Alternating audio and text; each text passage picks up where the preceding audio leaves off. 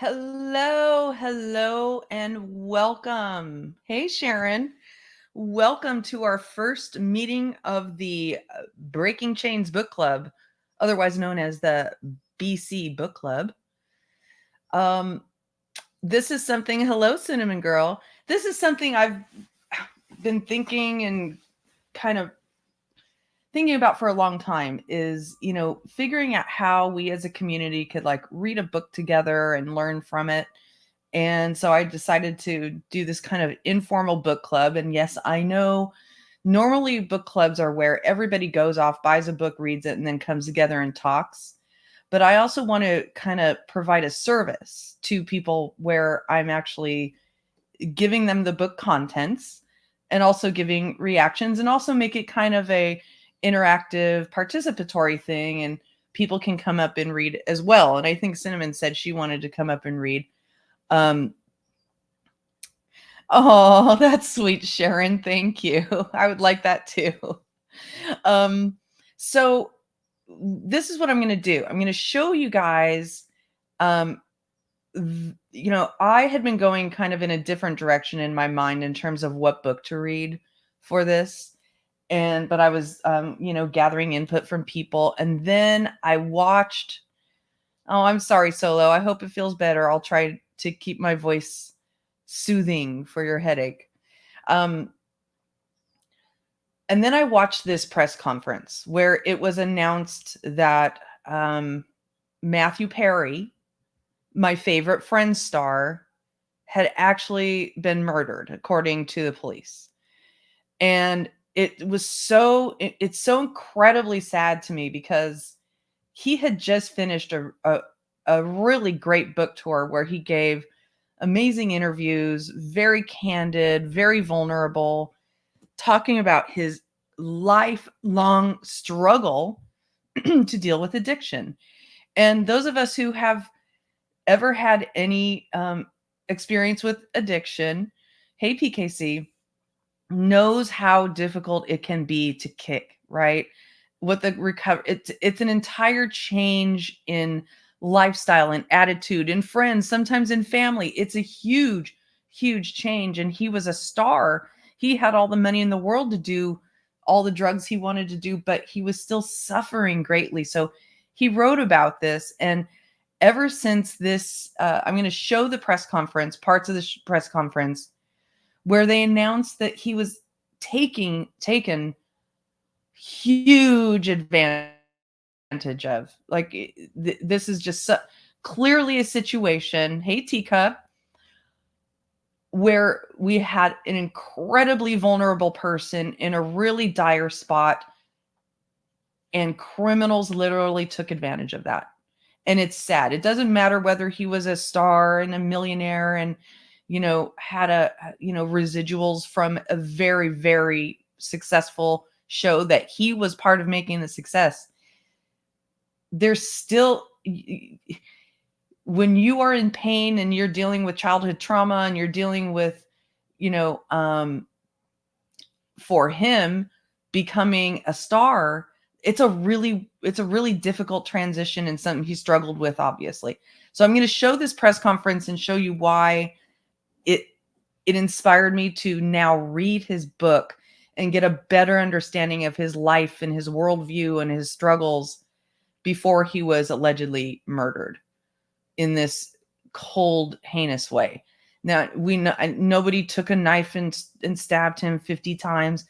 Nothing like that. What they did was they exploited his mental health. They exploited his mental health and used it against him. So let's watch the press conference and then we'll start reading the book. And I will share the StreamYard link for people who want to get up and read with me. So here we go.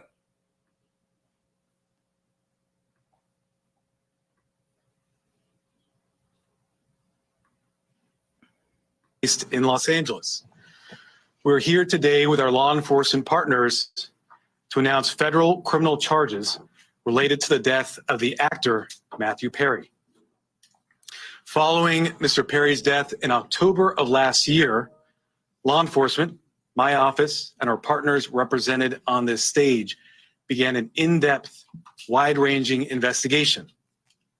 That investigation has revealed a broad, underground criminal network responsible for distributing large quantities of ketamine to Mr. Perry and others. This network included a live-in assistant, various go-betweens, 2 medical doctors, and a major source of drug supply known as, quote, the ketamine queen.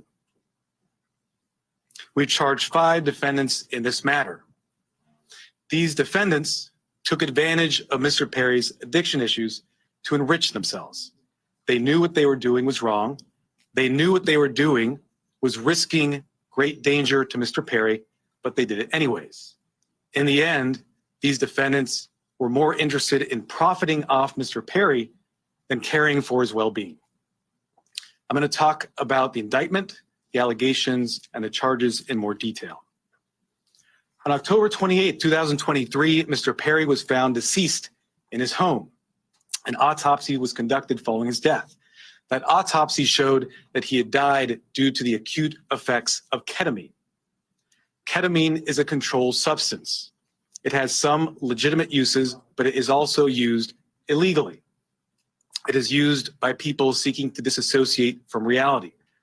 It can cause serious health effects, serious health problems, including loss of consciousness, including spikes in blood pressure, and including respiratory issues that can deprive the brain of oxygen.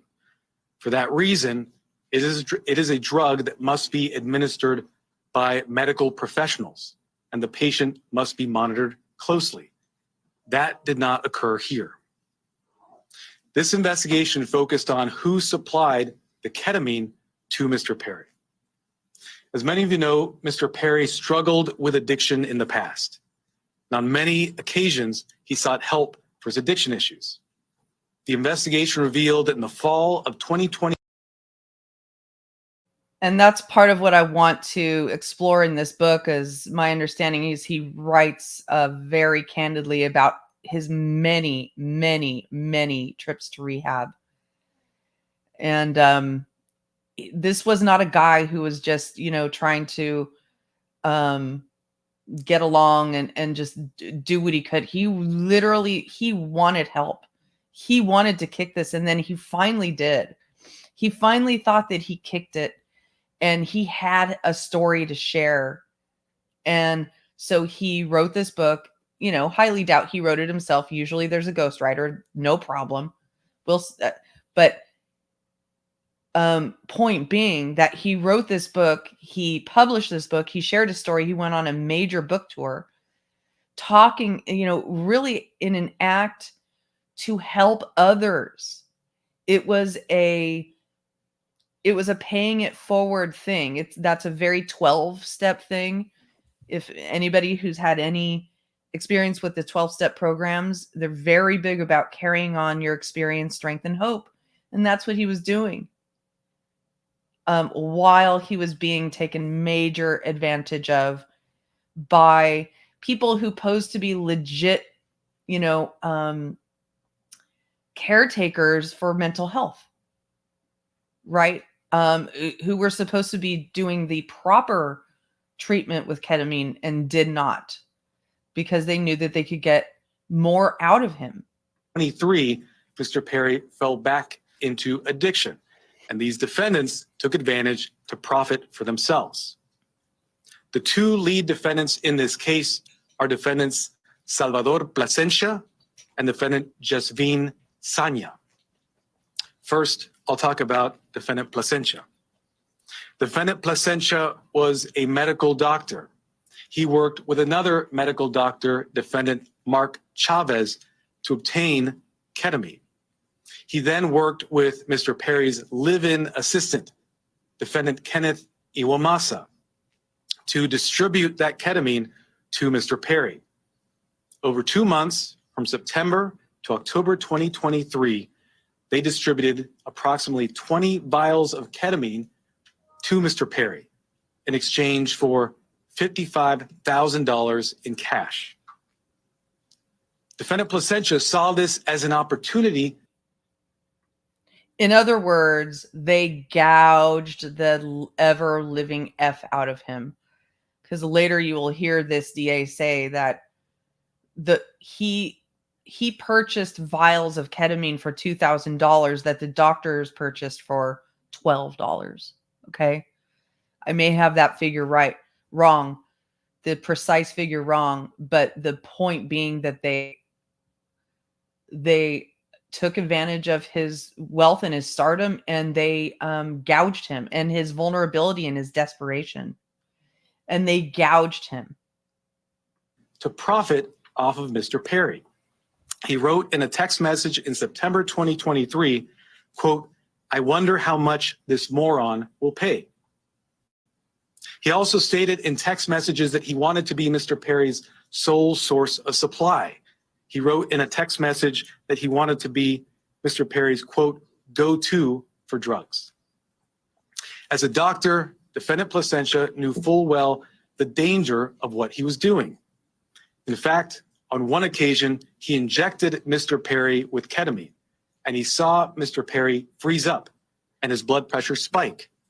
Despite that, he left additional vials of ketamine for Defendant Iwamasa to administer to Mr. Perry.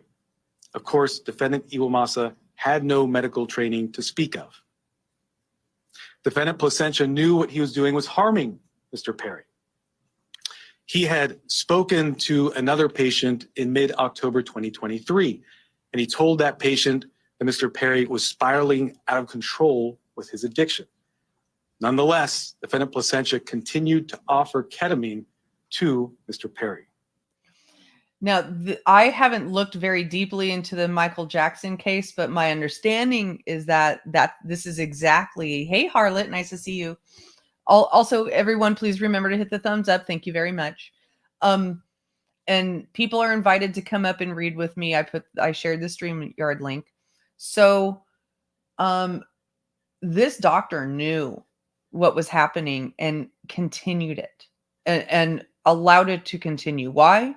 Because he was getting paid a lot, and then leaving it in the hands of a non-medically trained assistant. But, I guess in this situation, who cares about medical training?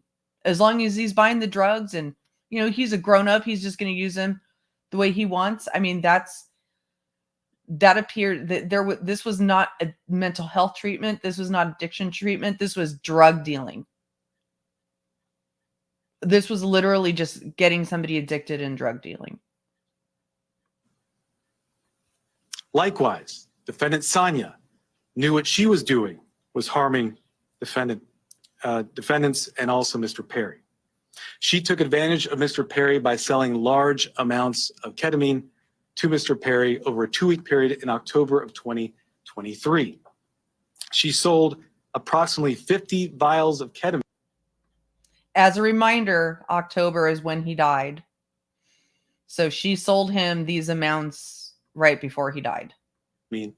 For approximately $11,000 in cash. She worked with a broker, Defendant Eric Fleming, and also the live-in assistant, Defendant Iwamasa, to distribute this ketamine. Sonia and the broker, Defendant Fleming, saw this as an opportunity to profit off of Mr. Perry. In a text message, the broker wrote, quote, "I wouldn't do it if there wasn't a chance of me making some money for doing this." And there you have it, right there. There you have it. I wouldn't do this. I wouldn't be doing this if I couldn't make money.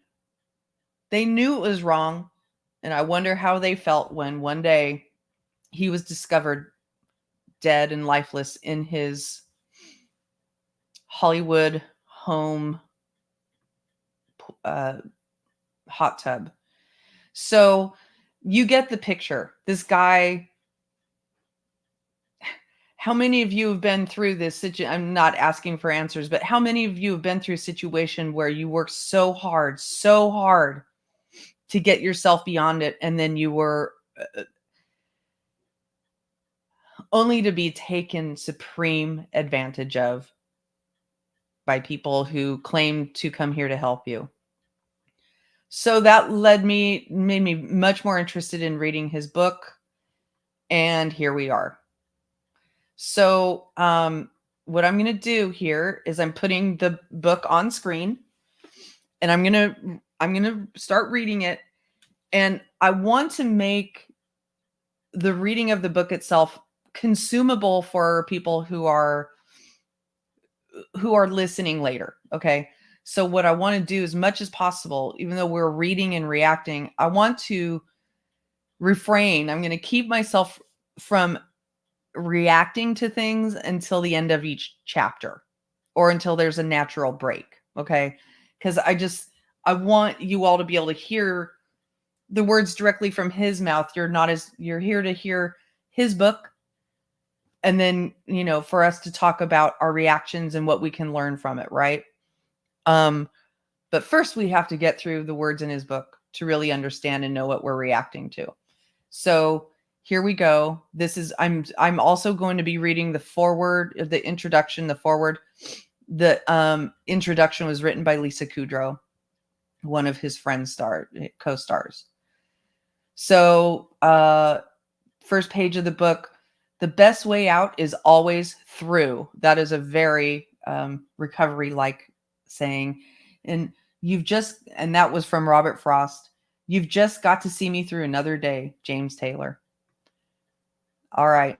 Here's the foreword from Lisa Kudrow. How's Matthew Perry doing? Over the many years since I was first asked, it's been at different times the most asked question for me. I understand why so many people asked it. They love Matthew and they want him to be okay. Me too. But I always bristled at that question from the press because I couldn't say what I wanted to say. It's his story to tell, and I'm not authorized to tell it, really. Am I? I would have wanted to go on to say, this is very intimate personal stuff. And if you don't hear it from the actual person, it is, to my mind, gossip. And I'm not gossiping about Matthew with you. Knowing that no response at all could do more damage, sometimes I would just say, I think he's doing well.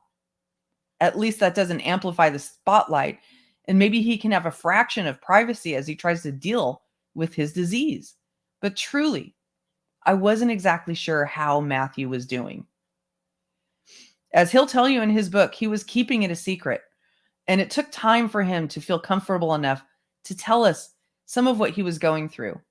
Over those years, I didn't really try to intervene or confront him because the little I knew about addiction was that his sobriety was out of my hands. And yet, I would have periods of wondering if I was wrong for not doing more, doing something. But I did come to understand that this disease relentlessly fed itself and was determined to keep going. So I just focused on Matthew, who could make me laugh so hard every day and once a week, laugh so hard I cried and I couldn't breathe. He was there, Matthew Perry, who is whip smart, charming, sweet, sensitive, very reasonable, and rational. That guy, with everything he was battling, was still there. The same Matthew who, from the beginning, could lift us up all during a grueling night of night shoot for the opening titles inside that fountain. Can't remember a time I wasn't in a fountain. What are we, wet? Can't remember a time I wasn't wet. Matthew is the reason we are all laughing in that fountain in the opening titles. After Friends, I didn't see Matthew every day, and I couldn't even hazard a guess with regard to his well-being. This book is the first time I'm hearing what living with and surviving his addiction really was. Matthew has told me some things, but not in this kind of detail. He's now letting us into Matthew's head and heart in honest and very exposed detail. And finally, no one needs to ask me or anyone else how Matthew's doing. He's letting you know himself. He has survived impossible odds, but I had no idea how many times he almost didn't make it. Jesus, that's so fucking heartbreaking, you guys. I'm glad you're here, Maddie. Good for you. I love you. Oh, shit, you guys.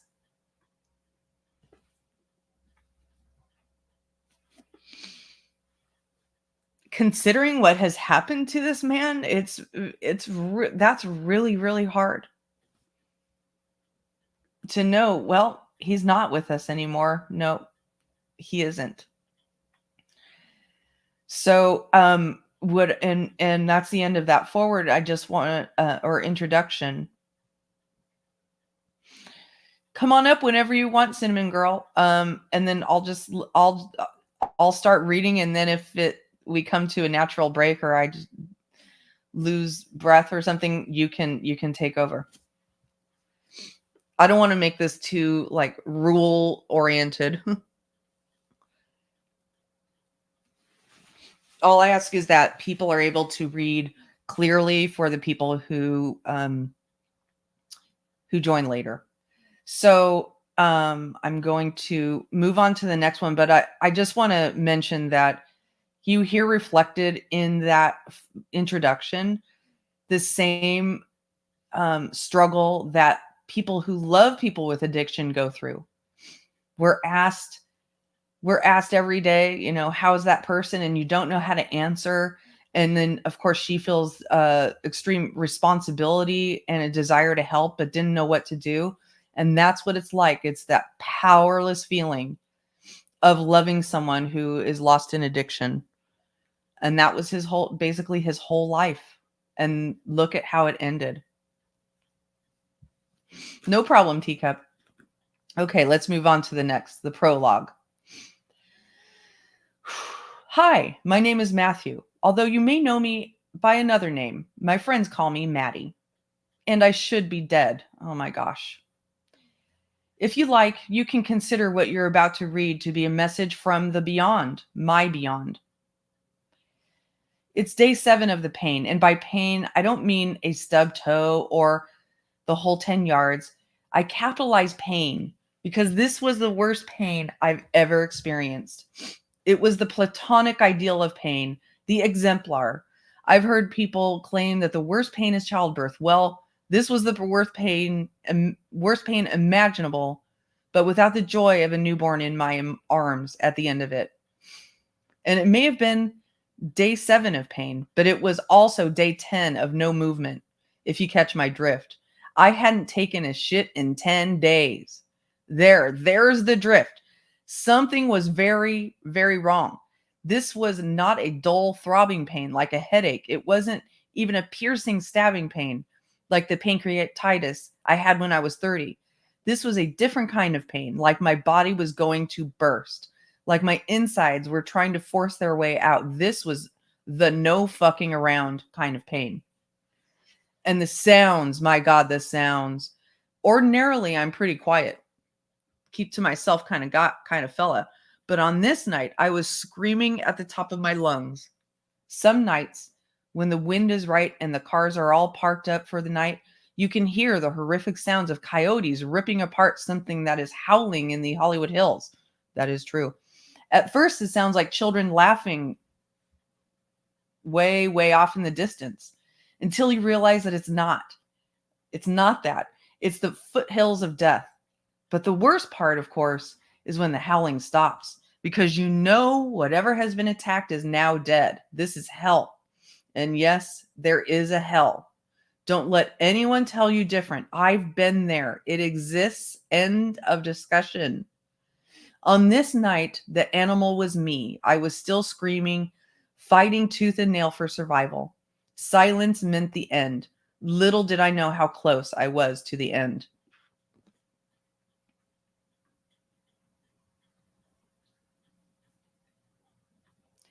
At the time, I was living in a sober living house in Southern California. This was no surprise.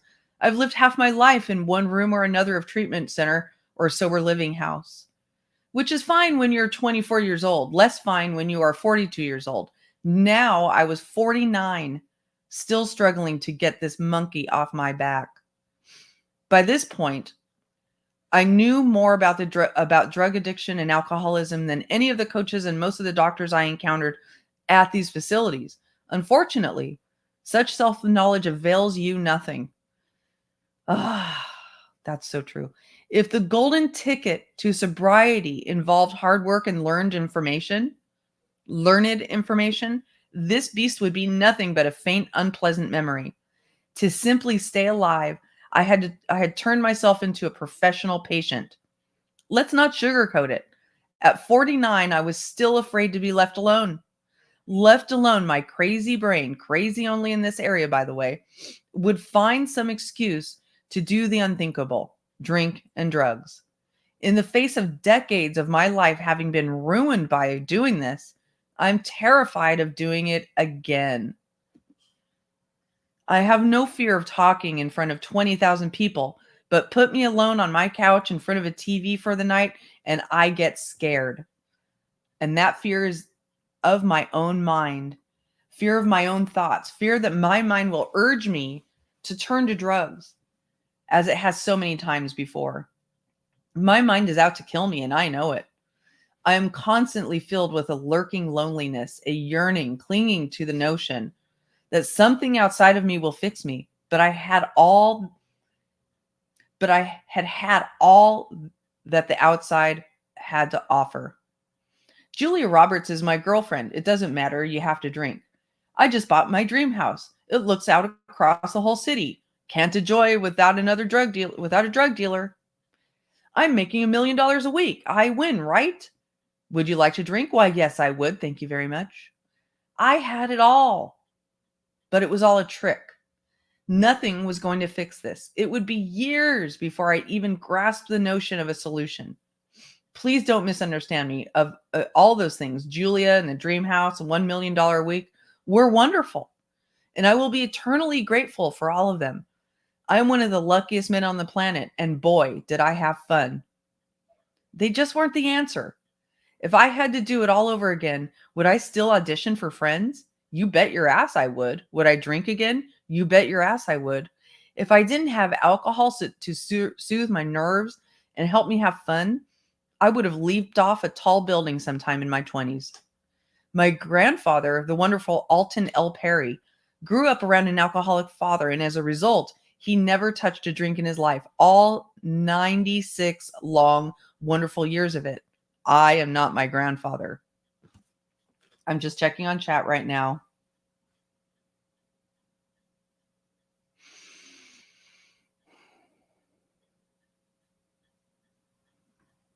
Okay, I'm going. I don't write all this so anyone will feel sorry for me. I write these words because they are true. I write them because someone else may be confused by the fact that they know they should stop drinking. Like me, they have all the information and they understand the consequences, but they still can't stop drinking. You're not alone, my brothers and sisters. In the dictionary, under the word addict, there should be a picture of me looking around very confused. In the sober living house in Southern California, I had a view of West LA and 2 queen-size beds. The other bed was occupied by my assistant / best friend, Erin, a lesbian whose friendship I treasure because it brings me the joy of female companionship without the romantic tension that has seemed to ruin my friendships with straight women. Not to mention, we can talk about hot women together. I met her 2 years earlier at another rehab she had been working at the time. I didn't get sober back then, but I saw how wonderful she was in every way and promptly stole her from that sober living rehab and made her my assistant. And she became my best friend. She too understood the nature of addiction and would come to know my struggles better than any doctor I've seen. Despite the comfort that Erin brought to the situation, I still spent many sleepless nights in Southern California. Sleep is a real issue for me, especially when I'm in one of those places. That said, I don't think I've ever slept for more than 4 hours straight in my entire life. It didn't help that we'd been watching nothing but prison documentaries, and I was coming off so much Xanax, my brain had fried to the point where I was convinced that I was an actual prisoner and that this sober living place was an actual jail.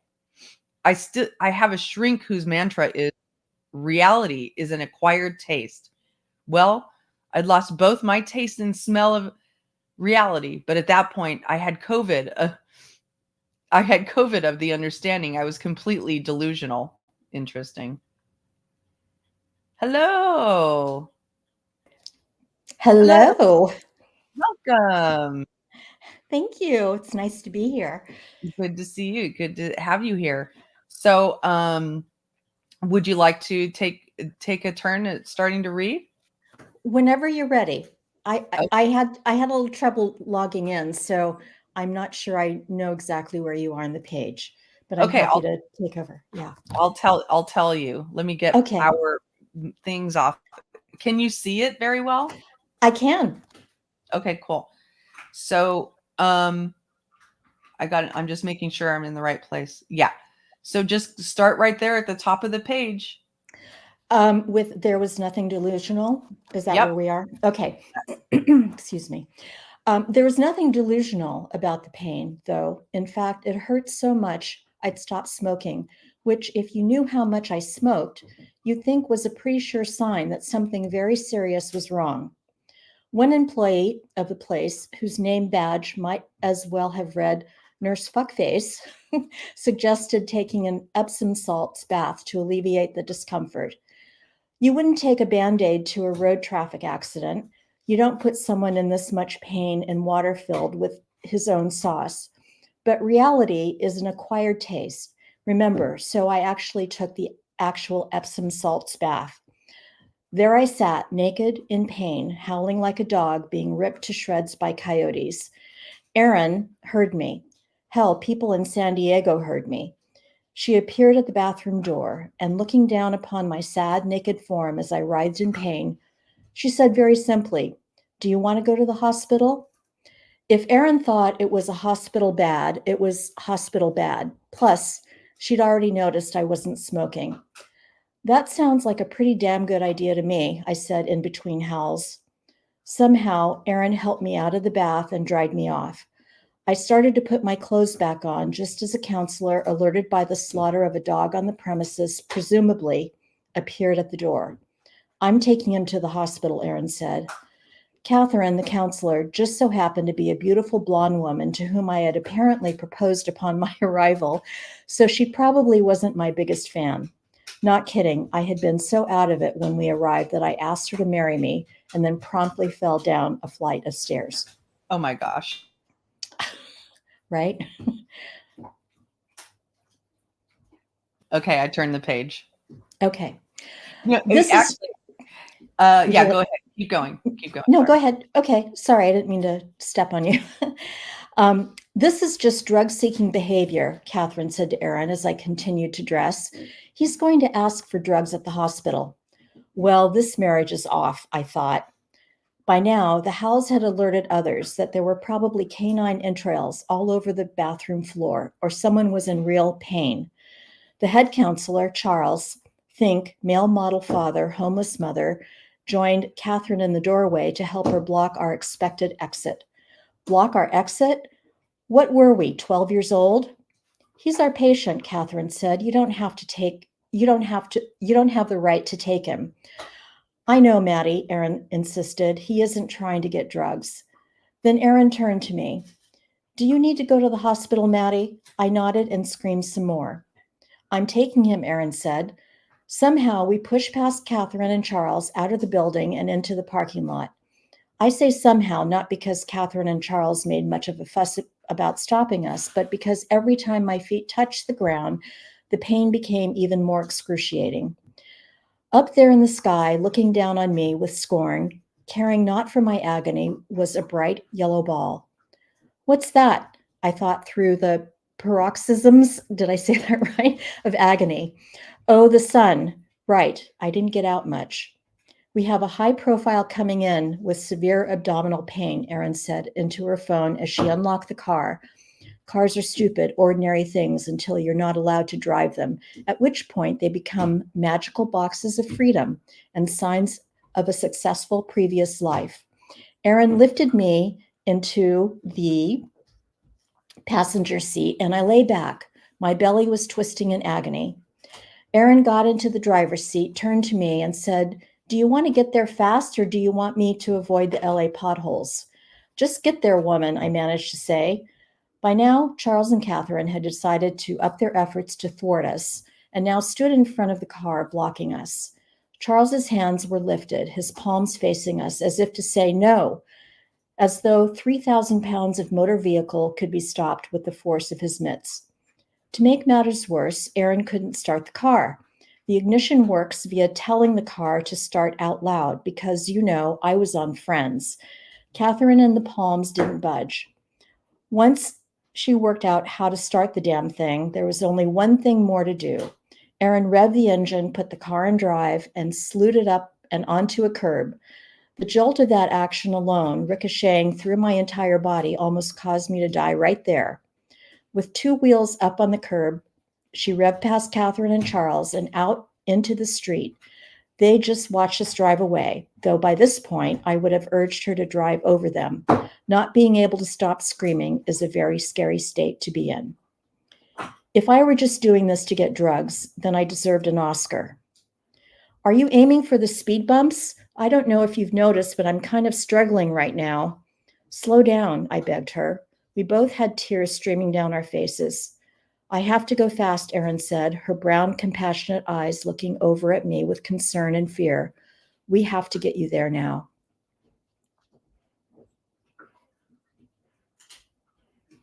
Wow. It was right.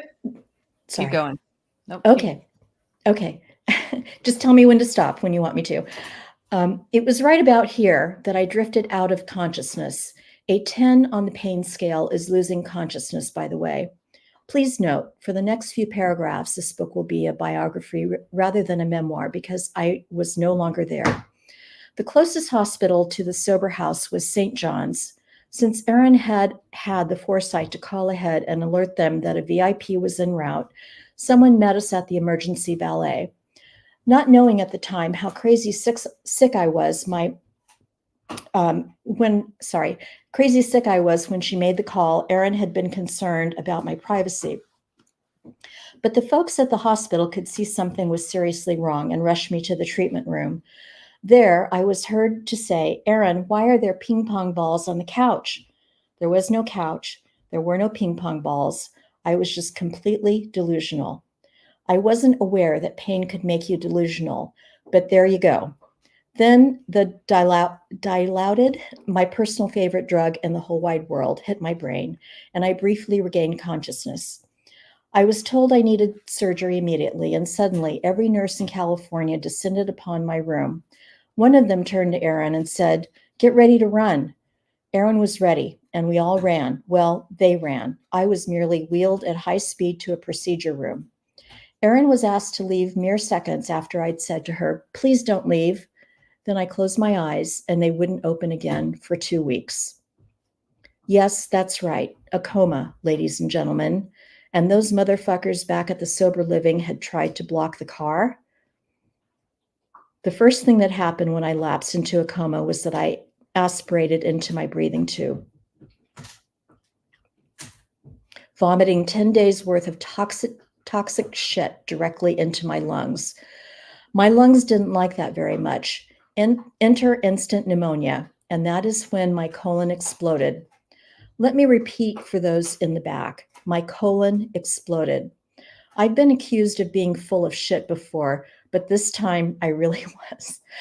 I'm glad I wasn't there for that. It was almost certain at that point that I was going to die. Was I unlucky that my colon exploded, or was I lucky that it happened in the one room in Southern California where they could do something about it?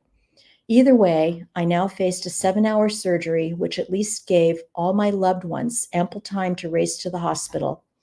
As they arrived, they were each told, "Matthew has a 2% chance of making it through the night." Everyone was so wrought with emotion that some crumbled to the ground right there in the hospital lobby.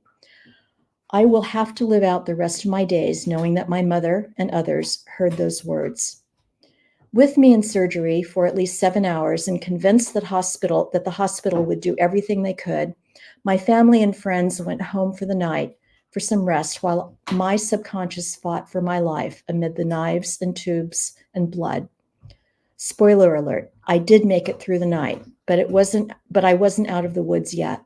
My family and friends were told that the only thing that could keep me alive short term was an ECMO machine. ECMO stands for extracorporeal membrane oxygenation. The ECMO move is often called a Hail Mary. For a start, 4 patients that week at UCLA had been put on ECMO, and they all died. Making things even tougher, St. John's didn't have an ECMO machine. Cedars-Sinai was called. They took one look at my chart and apparently said, Matthew Perry is not dying in our hospital. Thanks, guys. UCLA wasn't willing to take me either for the same reason. Who can say? But at least they were willing to send an ECMO machine and a team. I was hooked up to it for several hours and it seemed to work. I was then transferred to UCLA itself in an ambulance filled with doctors and nurses. There's no way I'd survive a 15-minute car ride, especially the way Aaron drives. At UCLA, I was taken to the heart and lung ICU unit. It would become my home for the next 6 weeks. I was still in a coma, but honestly, I probably loved it. I was lying down, all snuggled up, and they were pumping drugs into me. What's better than that? I'm told that during my coma, I was never left alone, not once. There was always a member of my family or a friend in the room with me. They held candlelight vigils, did prayer circles. Love was all around me. Eventually, my eyes magically opened, back to the memoir. The first thing I saw was my mother. What's going on? I managed to croak. Where the hell am I? The last thing I remembered was being in a car with Aaron. Your colon exploded, Mom said. With that information, I did what any comic actor might do. I rolled my eyes and went back to sleep. Would you like me to continue, Lynn? I'll take. I'm sorry, I was muted. That's okay. Seemed like a natural stop there. Yeah. Yeah, that's a good place. And I'll continue. But you're doing great. You have a very nice reading voice. Oh, thank you. You're welcome. Okay. I have been told that when someone is really sick, a kind of disconnect happens. A God only gives you what you can handle kind of thing kicks in. As for me, well, in the weeks after I came out of my coma, I refused to let anyone tell me exactly what had happened. I was too afraid that it was my fault, that I had done this to myself. So instead of talking about it, I did the one thing I felt I could do. During the days in the hospital, I threw myself into family, spending hours with my beautiful sisters, Emily, Maria, and Madeline, who were funny and caring and there. At night, it was Aaron. I was never alone once again. Eventually, one day, Maria, the hub of the Perry family, my mom is the hub of the Morrison side. But slight note, since he brought that up, Morrison, Scott Morrison, the guy from 48 Hours, is his stepdad. In case none of you know that, he's well-respected true crime host, TV host. So let's see. My mom is the hub of the Morrison side. Decided that it was time for me to be told what had happened. There I was, attached to 50 wires like a robot, bedridden, as Maria filled me in. My very fears had been true. I had done this. This was my fault. I cried. Oh boy, did I cry. Maria did her best to be wonderfully consoling, but there was no consoling this. I had all but killed myself. I had never been a partier taking all of those drugs, and it was a lot of drugs. Was just a few. Let me start that over. I had never been a partier.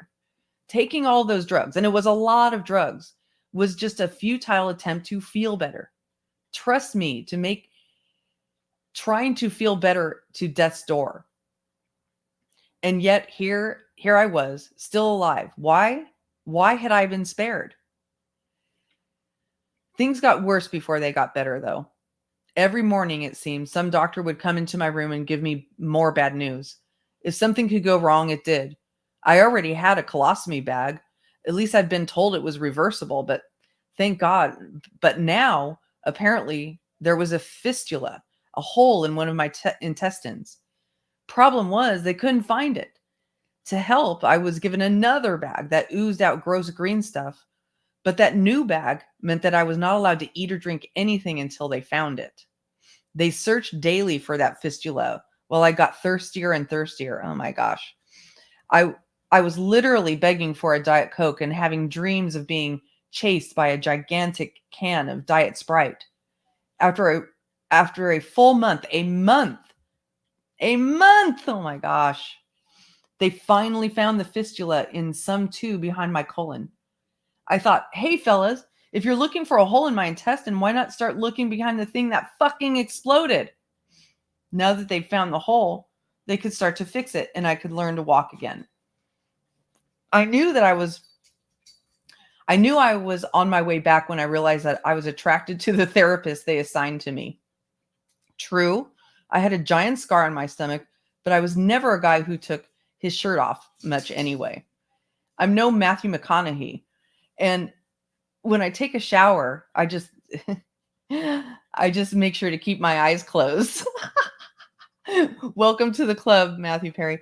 As I've said, for the entire stay in those hospitals, I was never left alone, not once. So there is light in the darkness. It's there. You just have to look hard enough for it. After 5 very long months, I was released. I was told that within the year, everything inside me would heal enough so that I could have a second surgery to reverse the colostomy bag. But for now, we packed my overnight bags, 5 months of overnights, and we made the voyage home. Also, I'm Batman. So that's the end of the Keith Morrison. You're right. Not Scott Morrison. I always want to say Scott Morrison, but it's Keith Morrison. Thank you for the correction. I appreciate that. So that appears to be the end of the foreword, and now we are on to the first chapter. But I just want to say a couple of things about after that foreword. So I was really struck by him talking about, oh my gosh, was this my fault? Did I cause this? I couldn't have caused this. I caused this. Well, and then to get the rude awakening that, yes, things that you did in your life to your body caused this agonizing pain, caused your colon to explode. That's radical. I mean, he was in the hospital for 5 months. And a lot of that was looking for the hole in his intestines, this fistula, right? And it's so sad to read all of that and to, hear him talk about, look, I was not alone. I hate being alone. Yes, I can speak in front of a crowd of 20,000 people, but I can barely be alone with myself. Those are all feelings that we all have, right? All of us have those feelings. But imagine in our kind of warped brains that people like Matthew Perry don't have those same feelings, and they do. And they struggle, Anything you want to say, Cinnamon Girl? Before we get... Sorry. No. I think you've covered it very well. I was just reading it a little bit ahead into the first chapter here, and there was so much that's coming up. It's really amazing. So good observations. Cool. Well, do you want to start reading the first chapter, and then when it comes to a natural break, I'll take over, and we'll read the first chapter. Okay. Okay, here we go. The view. Nobody ever thinks that something really bad is going to happen to them until it does. And nobody comes back from a perforated bowel, aspiration pneumonia, and an ECMO machine until somebody did, me. I'm writing this in a rented house overlooking the Pacific Ocean. My real house is down the street being renovated. They say it will take 6 months, so I figure about a year. A pair of red-tailed hawks is circling below me in the canyon that brings the Palisades down to the water. It's a gorgeous spring day in Los Angeles. This morning, I've been busy hanging art on my walls, or rather having them hung. I'm not so handy. I've really gotten into art in the last few years, and if you look close enough, you'll find the odd Banksy or two. I'm also working on the second draft of a screenplay. There's fresh Diet Coke in my glass and a full pack of Marlboros in my pocket. Sometimes these things are enough. Sometimes. I keep coming back to the singular, inescapable fact. I am alive. Given the odds, those 3 words are more miraculous than you might imagine. To me, they have an odd, shiny quality, like rocks brought back from a distant planet. No one can quite believe it. It is very odd to live in a world where if you died, it would shock people, but surprise no one. What those 3 words, I am alive, fill me with, above all else, is a sense of profound gratitude. When you've been as close to the celestial as I have, you don't really have a choice about gratitude. It sits on your living room table like a coffee table book. You barely notice it, but it's there. Yet stalking that gratitude, buried deep somewhere in the faint, anise, distant licorice of the Diet Coke and filling my lungs like every drag of every cigarette, there's a nagging agony. I can't help but ask myself the overwhelming question, why? Why am I alive? I have a hint to the answer, but it is not fully formed yet.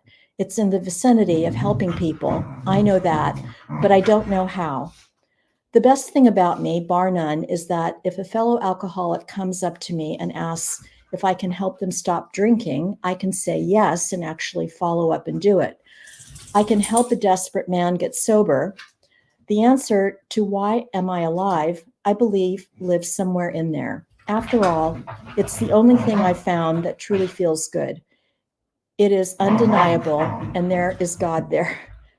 Apologies. Okay, I'll take over here until my dog is having a fun time behind me. I apologize.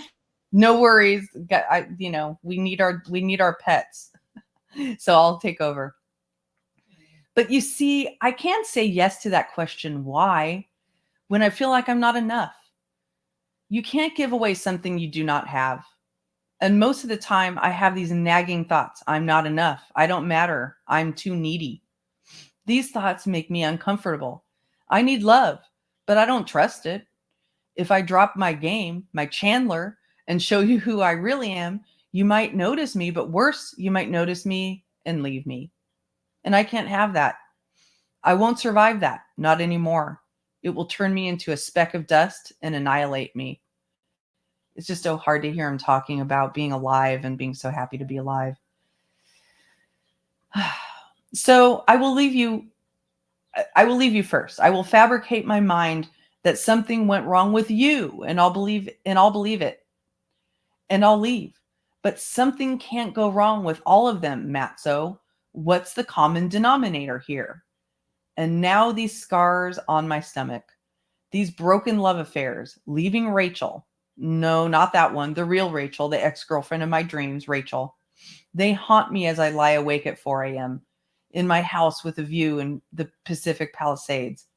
I'm 52. It's not that cute anymore. Every house I have ever lived in has had a view. That's the most important thing to me. When I was 5 years old, I was sent on a plane from Montreal, Canada, where I lived with my mom, to Los Angeles, California, where I would visit my dad. I was what they called an unaccompanied minor.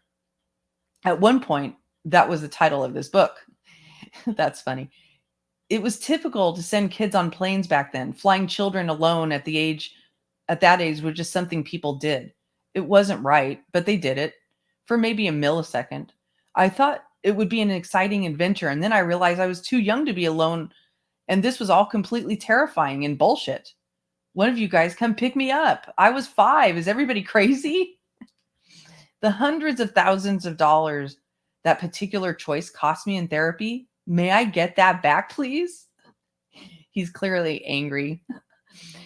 You do get all sorts of perks when you're an unaccompanied minor on a plane, including a little sign around your neck that reads unaccompanied minor, plus early boarding, kids only lounges, snacks up the yin yang, someone to escort you to the plane. Maybe it should have been amazing. Later, as a famous person, I got all these perks and more at airports, but every time it reminded me of that first flight, so I hated them. The flight attendants were supposed to look after me, but they were busy serving champagne and coach. That's what they did in the anything goes 1970s. The 2-drink minimum had recently been done away with, so that flight felt like 6 hours in Sodom and Gomorrah. The stench of alcohol was everywhere. The guy next to me must have had 10 old fashions. I stopped counting after a couple of hours.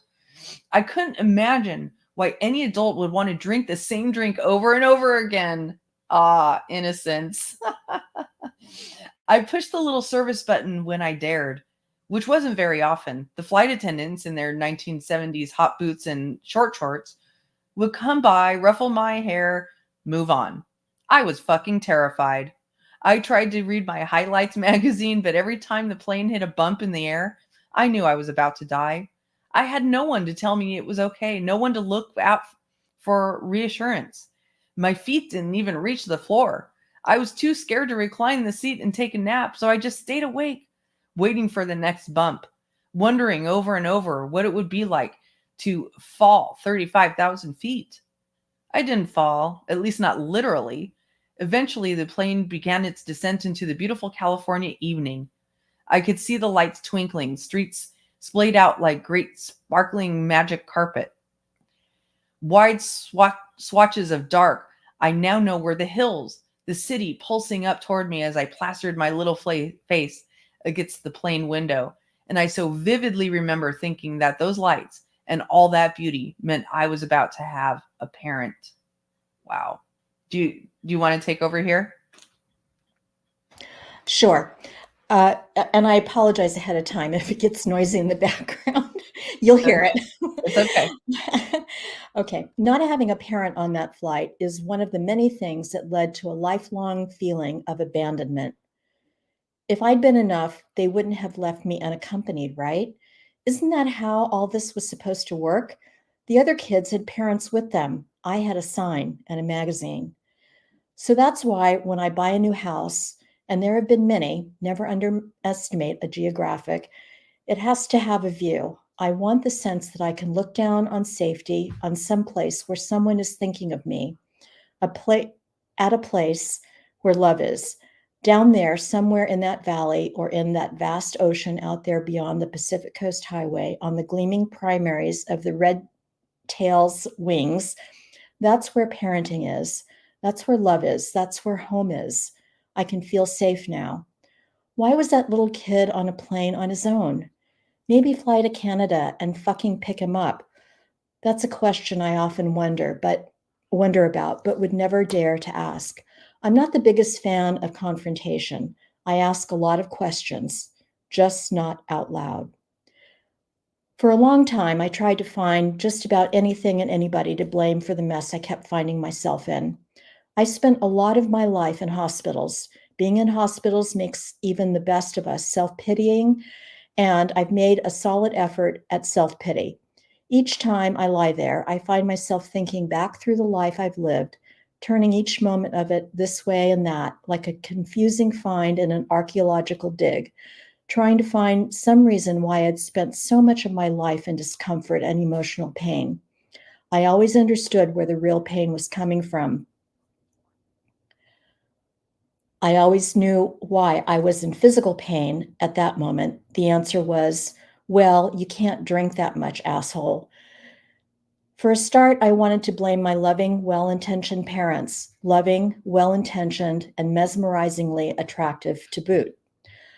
Let's go back to Friday, January 28th, 1966.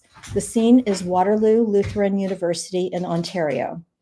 We're at the 5th annual Miss Canadian University Snow Queen competition, judged on the basis of intelligence, participation in student activities, and personality, as well as beauty. Those Canadians spared no expense to herald a new Miss CUSQ. There was to be a torchlight parade with floats, bands, and the contestants, plus an outdoor cookout and a hockey game. The list of candidates for the honor includes one Suzanne Langford, She is listed 11th and is representing the University of Toronto. Against her, having been arrayed beauties with wonderful names like Ruth Shaver from British Columbia, Martha Quayle from Ottawa, and even Helen Chickie Furrer from McGill, who had presumably added the Chickie to mitigate the fact that her surname was a tad unfortunate, just to get 2 decades after the end of World War II. But these young women were no match for the beautiful Miss Langford. That freezing January evening, the previous year's winner helped crown the Miss Fifth Canadian University Snow Queen. And with that honor came a sash and responsibility. It would now be Miss Langford's job to hand over the crown the following year. The 1967 pageant was similarly exciting. This year, there was to be a concert given by the Serendipity Singers, a mamas and papas kind of combo just so happened to have a lead singer called John Bennett Perry. The Serendipity Singers were an anomaly even in the folk-heavy 1960s. Their biggest and only hit, Don't Let the Rain Come Down, was a rehash of a British nursery rhyme. Even so, it reached number 2 on the adult contemporary list and number 6 on the Billboard Hot 100 in May 1964. But that achievement is somewhat put in perspective because the Beatles famously had the entire top 5, Can't Buy Me Love, Twist and Shout, She Loves You, I Want to Hold Your Hand, and Please Please Me. No matter to John Perry, he was on the road, a working musician, getting to sing for a supper, and what could be better than having a gig at the Miss Canadian University Snow Queen Gala in Ontario? There he was, happily singing. Now this crooked little man and his crooked cat and mouse, they all lived together in a crooked little house and flirting across the microphone with last year's Miss Canadian University Snow Queen, Suzanne Langford. At the time, there were 2 of the most gorgeous people on the face of the planet. You should see pictures of them from their wedding. You just want to punch them in their perfectly chiseled faces. They didn't stand a chance. When 2 people look that good, they just kind of morph into each other. The flirting turned to dancing once John had finished his gig, and that might have been it, but for the massive, cosmetic snowstorm that stalked the evening and made it impossible for the Serendipity Singers to get out of town. So that's the meet cute, a folk singer and a beauty queen, fall in love in a snowbound Canadian town in 1967. Best looking man on the planet meets best looking woman on the planet. Everyone there might as well have gone home.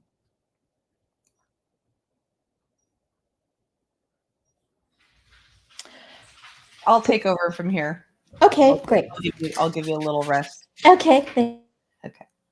So John Perry stayed the night, and Suzanne Langford was quite happy about that.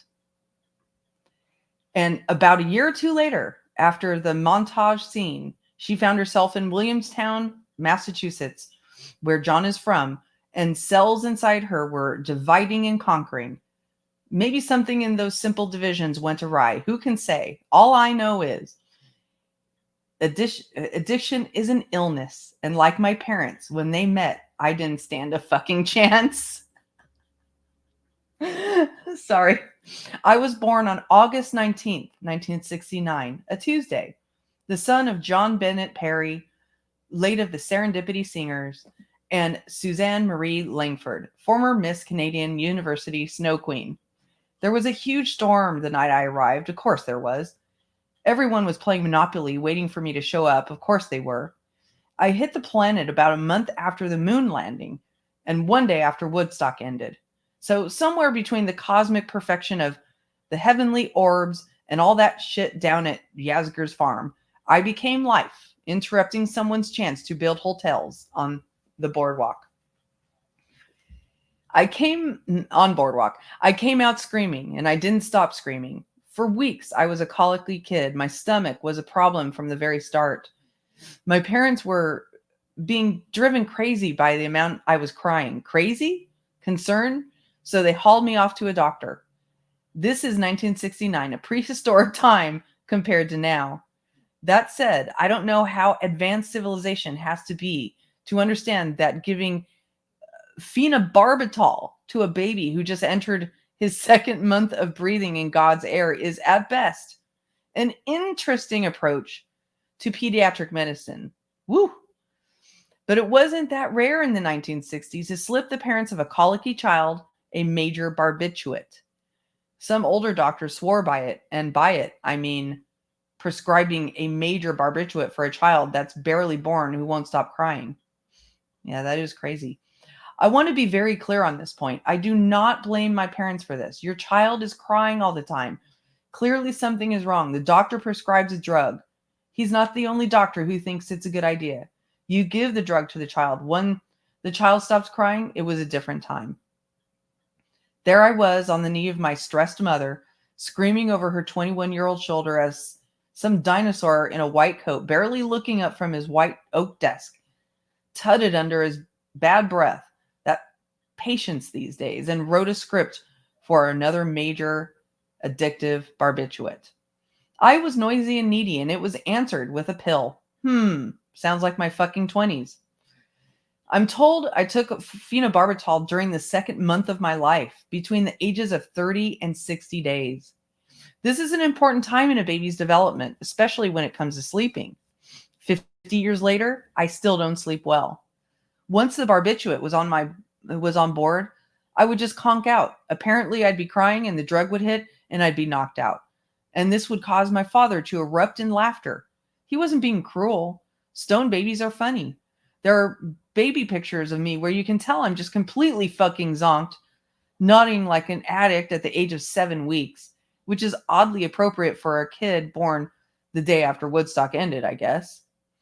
I was being needy. I was not the cute smiling baby everyone was hoping for. I'll just take this and shut the fuck up. Ironically, barbiturates and I have had a very strange relationship over the years. People would be surprised to know that I have mostly been sober since 2001, say for about 60 or 70 little mishaps over the years. When these mishaps occur, if you want to be sober, which I always did, you'd be given drugs to help you along. What drug may you ask? You guessed it, phenobarbital. Barbiturates calm you down as you try to get whatever other shit is out of your body. And hey, I started taking one at 30 days old. So I was an adult. I just picked up where I left off.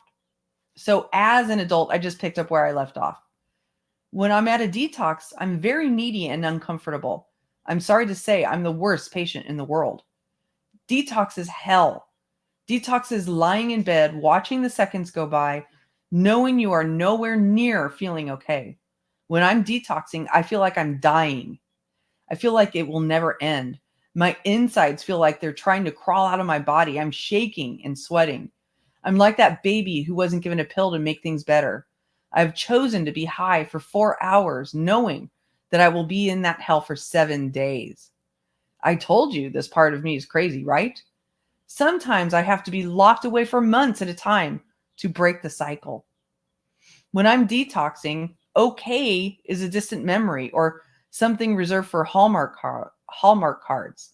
I'm begging like a child for any kind of medication that will help ease the symptoms. A grown man who's probably looking great on the cover of People magazine at the very same time, begging for relief.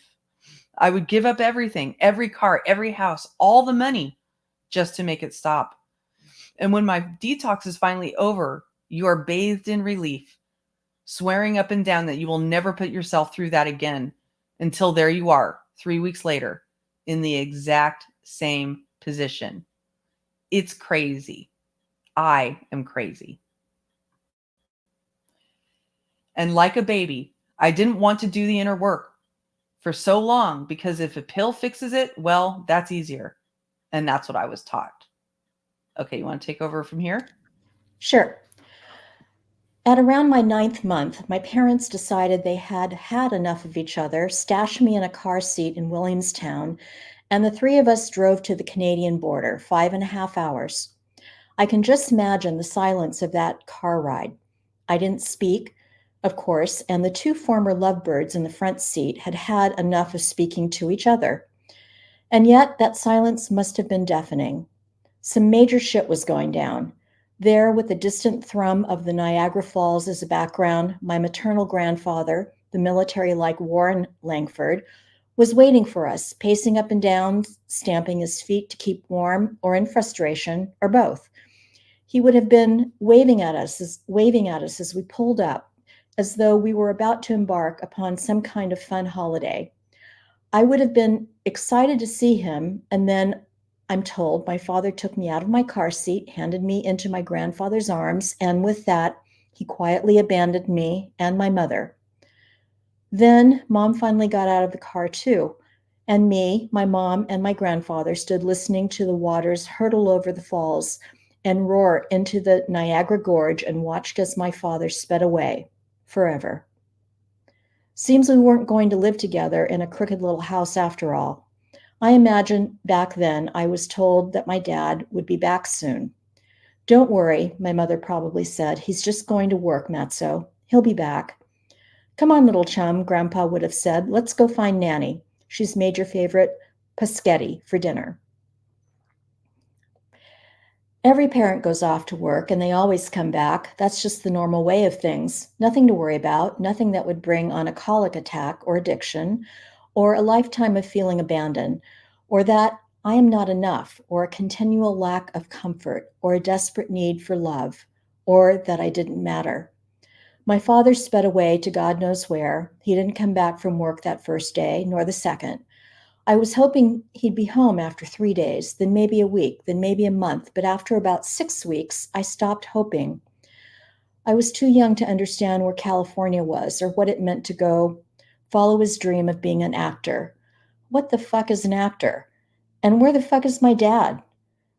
My dad, who later in life became a wonderful father, was leaving his baby alone with a 21-year-old woman who he knew was way too young to parent a child of her own.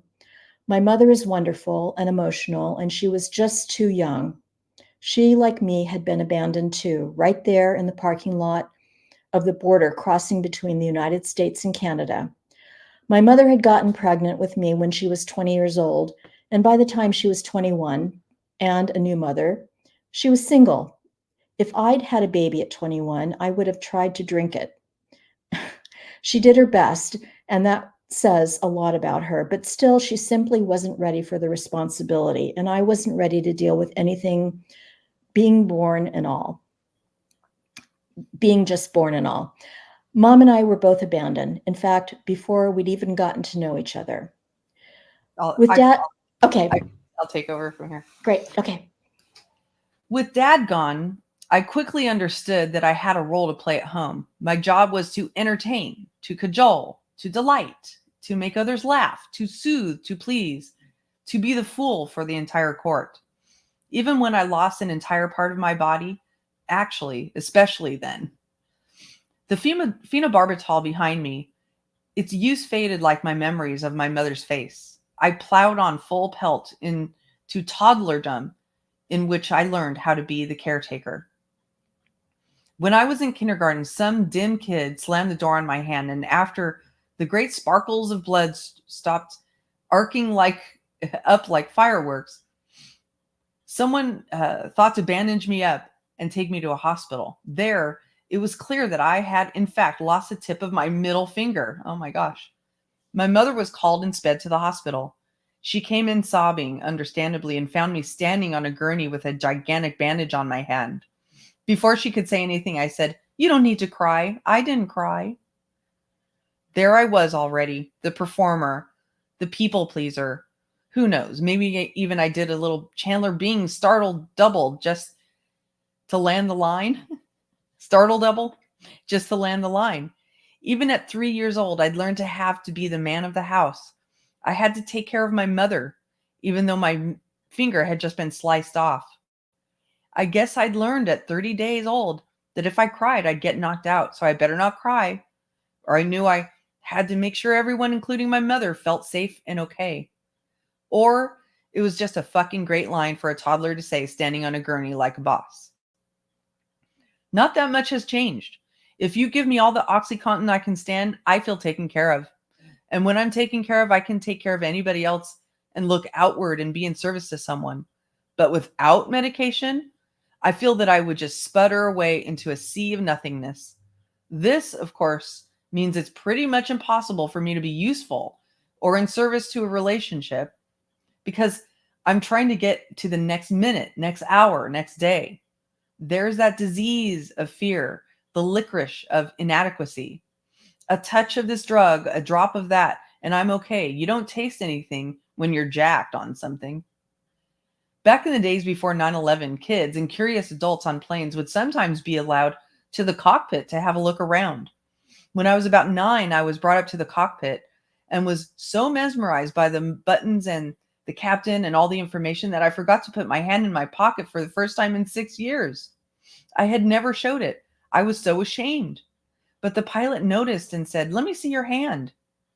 Embarrassed, I showed him. Then he said, "Here, take a look." Turns out he was missing the exact same bit of his middle finger on his right hand.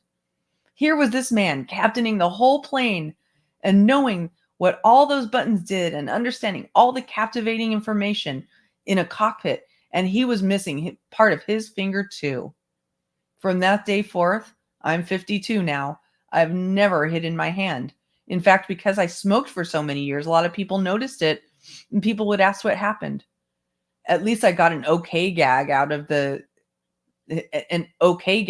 incident with the door. For years I'd complained that since losing half a finger, I could tell people only to fuck. I don't get that. I could tell people only to fuck you. I don't know, I guess. You can take over from here.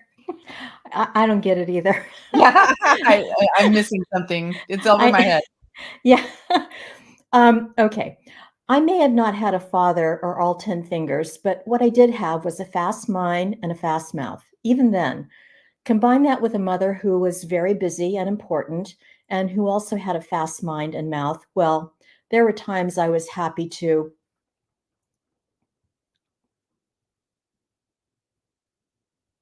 Uh-oh, where'd you go? Oh, here I am. There were times when I was happy to, and I think we need to turn the page. Oh, I'm sorry. That's It's okay.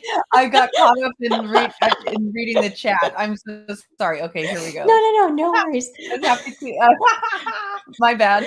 Okay, keep going. Okay. Let's see. Lecture my mother about her lack of attention, and let's just say it didn't go that well. It's important to note here that I could never get enough attention, no matter what she did. It was never enough. And let's not forget that she was doing the work of two people while dear old dad was busy wrestling with his own demons and desires in LA. Suzanne Perry, she kept dad's name professionally, was basically Allison Janney from The West Wing, a spinmeister. She was the press secretary for Pierre Trudeau, who was then the Canadian Prime Minister and a general gallivanter. The Toronto Star captioned a picture of the two of them this way: press aide Suzanne Perry works for one of Canada's best-known men, Prime Minister Pierre Trudeau, but she is quickly becoming a celebrity herself simply by appearing at his side. Imagine that, you're a celebrity merely by standing next to Pierre Trudeau. He was the suave, socially connected PM who had once dated Barbara Streisand, Kim Cattrall, Margot Kidder.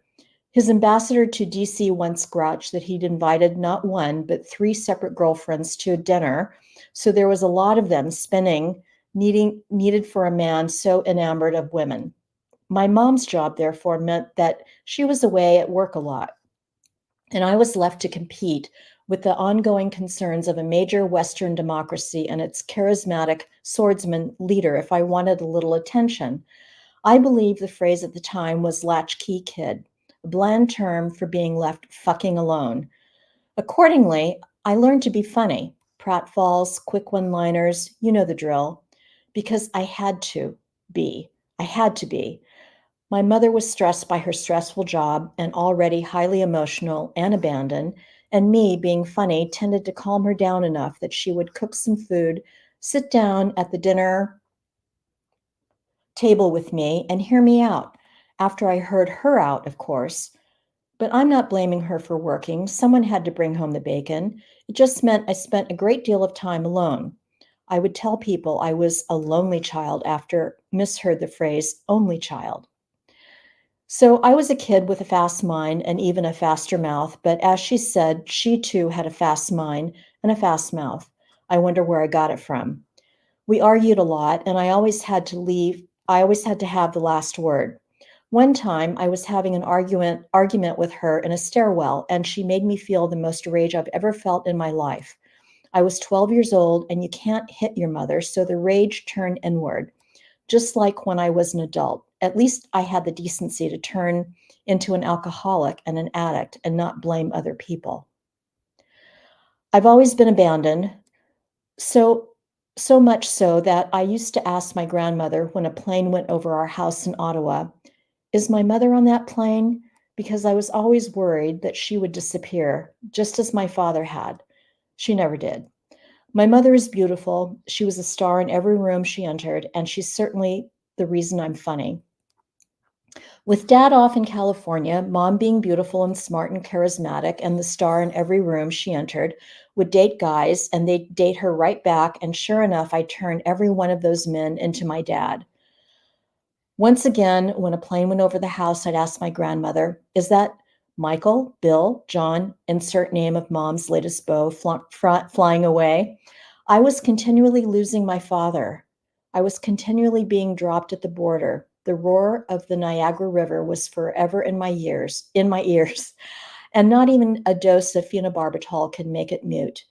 My grandmother would coo at me, crack me open a can of Diet Coke, and that faint anise and distant licorice filling my taste buds with loss.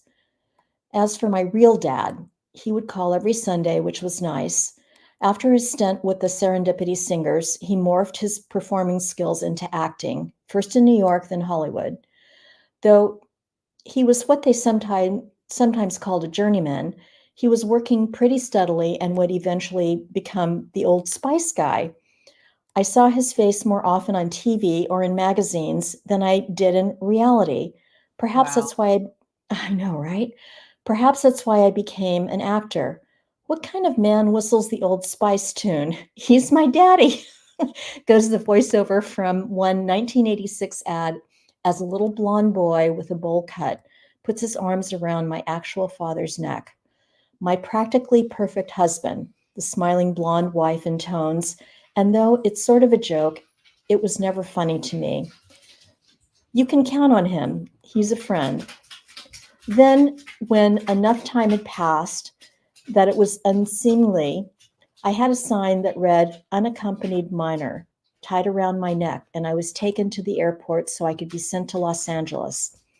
Whenever I'd visit him there, I'd realize over again each time that my dad was charismatic, funny, charming, hyper handsome. He was perfect, and even at that age, I liked things I could not have. Bottom line, though, was my dad was my hero. In fact, he was my superhero. Whenever we would go for walks, I would say, "You be Superman, and I'll be Batman." A smart psychologist might say we played roles instead of Dad and Matthew because our actual roles were too confusing to me, but I couldn't possibly comment on that. Okay, I'll start here. Okay. Back in Canada, once again, the image of his face and the smell of his apartment would fade over the months. Then it would be my birthday again. And my mother would do what she could do to make up for the fact that my dad wasn't there. And when the two big cake appeared, covered in many dripping candles, each and every year, I'd wish for one thing. In my head, I'd whisper, "I want my parents to get back together." Maybe if my home life had been more stable, or if my dad had been around, or if he hadn't been Superman, or if I hadn't had a fast mind and mouth, or if Pierre Trudeau wouldn't be so damn uncomfortable or if Pierre Trudeau, I wouldn't be so damn uncomfortable all the time. Sorry about that messing up there. I'd be happy, and Diet Coke would be delicious instead of just necessary. Without the proper medicine for my entire life, I was uncomfortable all the time and way screwed up about love. To quote the great Randy Newman, it takes a whole lot of medicine for me to pretend that I'm somebody else. I guess I wasn't the only one. Hi, is Suzanne here? Yes, I can. Can I tell my mom who's calling? It's Pierre. When the phone rang, Mom and I had been in the middle of the best day together. We had played games all day long. We even tried to play Monopoly, but it's hard when there's just two of you. And then as night fell, we found Annie Hall on our little TV and laughed our asses off at Woody Allen's House Under the Roller Coaster. I didn't get the sex and relationship jokes, but even at 8 years old, I could understand the comedy of sneezing away $2,000 worth of some kind of white powder. That is my absolute favorite childhood memory, sitting with my mom and watching that movie. Now the Prime Minister of Canada was calling, so I was about to lose my mom again. As she took the call, I heard her turn on her professional spinmeistery voice, the voice of a different person, of Suzanne Perry, in fact, not my mom. I turned the TV off and went to bed. I tucked myself in and without the needed barbiturates, yet I uneasily slept till early light illuminated my Ottawa bedroom window. I remember around this time seeing my mother in the kitchen crying, and I thought, why doesn't she just drink? I have no idea how I got that notion that an alcoholic drink would stop crying. I certainly hadn't had a drink by 8. I'd wait for another 6 years. But somehow the culture all around me had taught me that drinking equaled laughing and having fun, and a much needed escape from pain. My mom was crying, so why didn't she just drink? Then she'd be drunk and not feel as much, right? Maybe she was crying because we moved all the time. Montreal, Ottawa, Toronto. Though I spent most of my childhood in Ottawa, I spent a lot of time alone. There would be nannies, but they never lasted that long, so I just added them to the list of people who abandoned me. I just went on being funny, quick, smart mouth, just to survive. By standing next to Pierre Trudeau and looking beautiful, my mother became an instant celebrity. So much so, she was offered the position of anchoring the national news for global television in Toronto. What an opportunity. This was a job she could not pass up. She was pretty good at it too, until one day when they were promoting a beauty pageant, my mother said, I'm sure we'll all be glued to that one. It was a funny line and a kind of surreal coming from a beauty pageant winner, but she was fired that night. Oh my gosh. Do you want to take over here? That's so funny. I hadn't been happy with the move to Toronto for starters. I hadn't even been included in the decision. And for the entree, I would never see my friends again. My mother was also 9 months pregnant, and by then she had married Canada AM host Keith Morrison. Yes, him, the one with the hair on NBC's Dateline. Wow. I had even been picked to give my mother away at the wedding. This was an odd choice, figuratively and literally. But soon I had a beautiful sister. Caitlin was as cute as could be, and I loved her instantly. But there was now a family growing up around me, a family I didn't really feel part of. It was around this time that I made the conscious choice to say, fuck it, it's every man for himself. And that's when the bad behavior started. I got shitty grades. I started smoking. I beat up Pierre's son, an eventual prime minister himself, Justin Trudeau. I decided to end my argument with him when he was put in charge of an entire army. I made the choice to live in my head and not in my heart. It was safer in my head. You couldn't be broken there. Not yet, anyway. I changed. The fast mouth appeared, and no one would ever get near my heart. No one. I was 10 years old.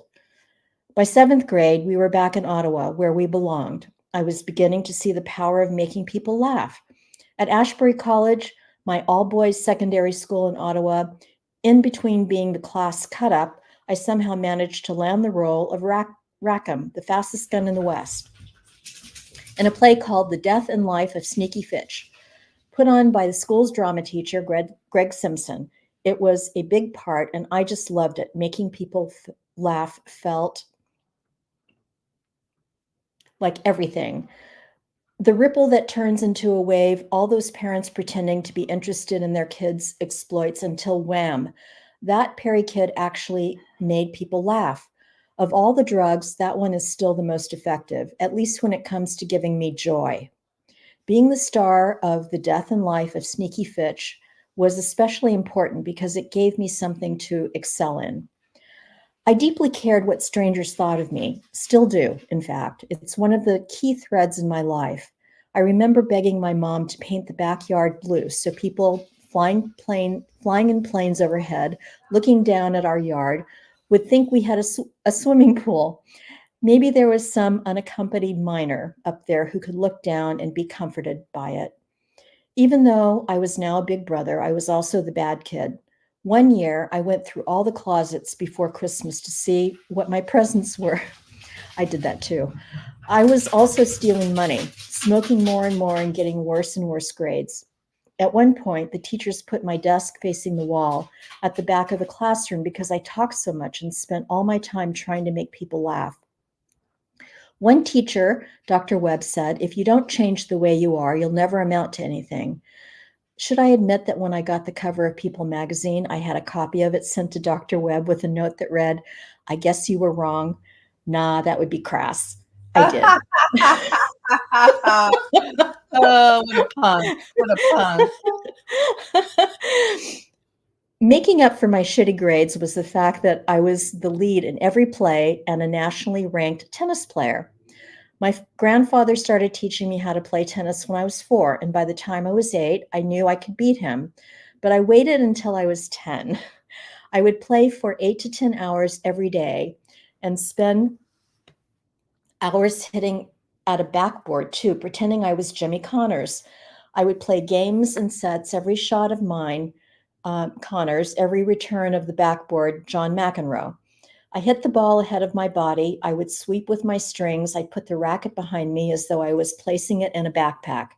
I figured it was only a matter of time before I'd be walking out at Wimbledon, nodding sweetly and modestly at the adoring fans, limbering up before going to 5 sets against McEnroe, waiting patiently while he berated some stuffy British umpire before nailing a cross-court backhand passing shot to win the tournament.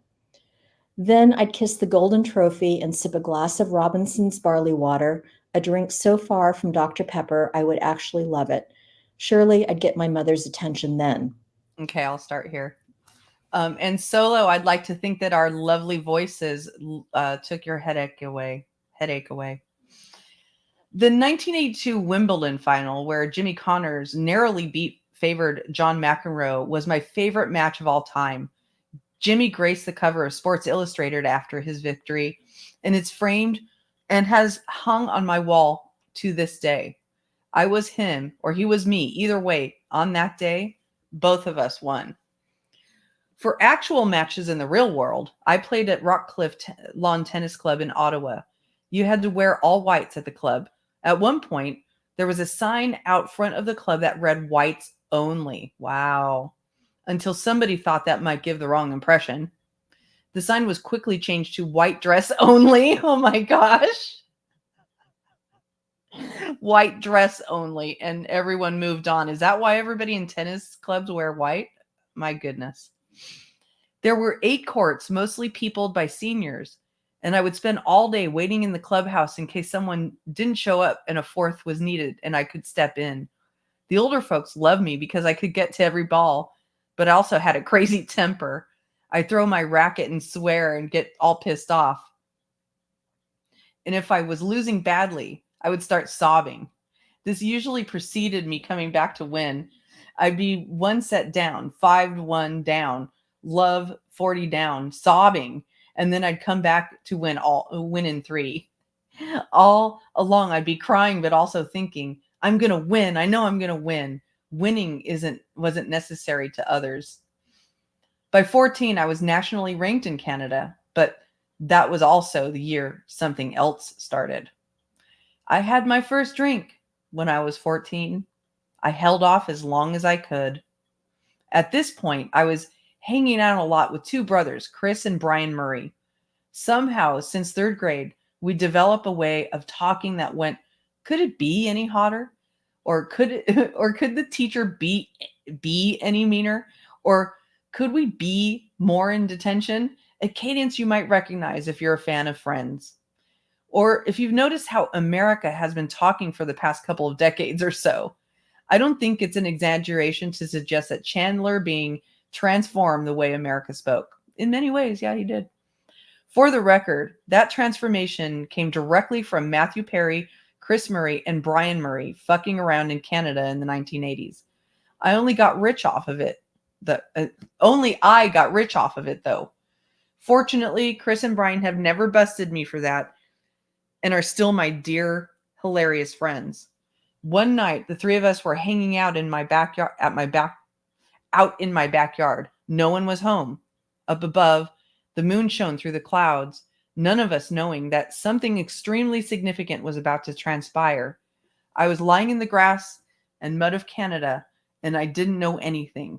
Could I be more unaware? Your turn. We decided to drink.